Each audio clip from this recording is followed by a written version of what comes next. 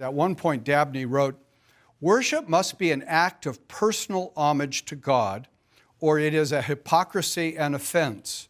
All true worship is rational.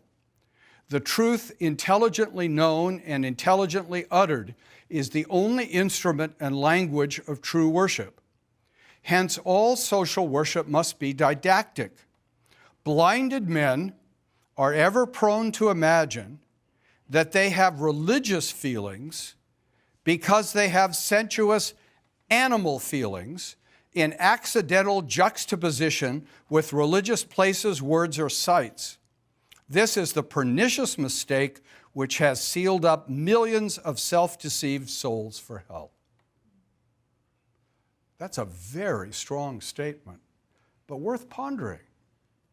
What he's really saying is there are lots of people who've just had human feelings all worked up in a church setting and imagine that that's true faith. And he's saying that's not necessarily so. And if you think just emotion is true faith, you may be bound for hell. It's a very strong statement, but it's his concern that we want real revival, but real revival is not just emotional experience that comes and goes. There was so much concern about this that there was a move to produce a youth hymnal for Presbyterian youth in 1872, and the committee that prepared the youth hymnal, called the Voice of Praise, said they needed this youth hymnal because the youth had been exposed to so much bad music, and it was having a bad impact on the youth. It's amazing. Things never change, do they?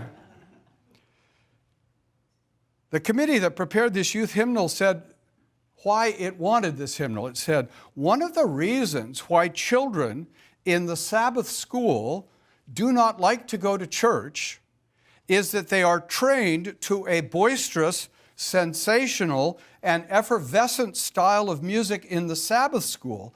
And by this, their tastes are so perverted that the refined and elevated melodies used in singing the songs of Zion seem insipid and dull to them." Haven't we just been through that? Couldn't that sentence have been written yesterday? So music really is a crucial matter for the life of the church.